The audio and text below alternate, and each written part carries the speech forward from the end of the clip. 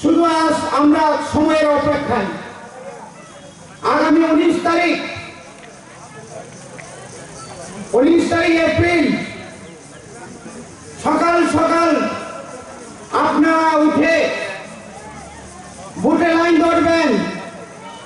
সুন্দর করে আপনারা পদ্ম ফুলে দেখে আপনারা সবাই বুঝবেন, কারণ তা করতে পুরো ব্লক সাইমেরও আজ 1985 সালে এখানে প্রথম জেলা পরিষদের প্রার্থী ছিলাম। 1983 সালে আমি এই বিধানসভা কেন্দ্রে আমাদের তৎকালীন টিউজিএস কংগ্রেস জোটের প্রার্থীর ইলেকশন এজেন্ট ছিলাম।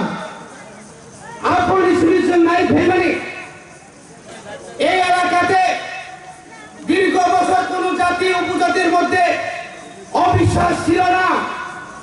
কোন কালে কোন জাতি কোন উপজাতিদের উপর আক্রমণ হতো না। আমরা 1993 সাল থেকে আমরা দেখেছি এই রাজ্যের মধ্যে সবচেয়ে প্রথম এই সিপিএম নামক বামপন্থের ঘাতক বাহিনীরা এলাকার শিক্ষককে অপহরণ করেছিল। বন্ধু, এলাকায় বারবার দাঙ্গা বাঁধানোর লক্ষ্যে বারবার আইন শৃঙ্খলাকে অবনতি করেছিল। এটা ভুলার কথা নয়। আমি এলাকায় 1989 সালে উপনির্বাচনে আমি বিদায় হয়েছি। বলুন বন্ধুরা, সত্যিকারের কাজ করে থাকে আমি কোন জাতি উপজাতিকে আমি বাদ দেই নেই। সেদিনও প্রচুর পরিমাণে আমরা এলাকায় সেই বেকার থেকে আমরা চাকরির ব্যবস্থা করেছিলাম। এখানে মাধ্যমিক পরীক্ষা সেন্টার আমি বসিয়েছি, অনেক উন্নয়নের প্রকল্পে কাজ করেছি। 2018 সাল থেকে বিপ্লবীর মুখ্যমন্ত্রী থাকার পর আমরা ত্রিপুরা রাজ্যে অনেক অনেক অনেক উন্নয়নের মুখ আমরা দেখতে পেয়েছি, যাতে 25 বছর করতে পারিনি। আমরা দেখেছি মাত্র 2-1 বছরের মধ্যে রাজ্যের মানুষের যে সমস্যা, মানুষের যে প্রয়োজনীয়তা, তাদের যে সমস্যা যে মাথায় এর বড় তিনি মানে তিনি বামফ্রন্ট যারা সিপিএম 25 বছরের আগে 10 বছর লুটে ফুটে খেয়েছে, ওরাই ধনী লোক হয়েছে, বড় লোকের নাম চাখা। ওই বিপিএল বিভাগে মিশেল, কর্মচারী নীতি বিভাগে মিশেল, চাকরি বিভাগে মিশেল, রেশন কার্ড বিভাগে মিশেল, শুধু বড় ঠকাইটা মানুষকে ঠকিয়েছে। ইনকলাব জিন্দাবাদ, বড় বড় দাবি তোমরা সবাই ভাগ। ইনকলাব জিন্দাবাদ, শুধু পয়লে দাঙ্গা কর, মাঝে মাঝে কাইতালাও জিন্দাবাদ। এত সৈতানিক হয়ে ত্রিপুরা রাজ্যের উন্নয়ন বেগার জায়গা।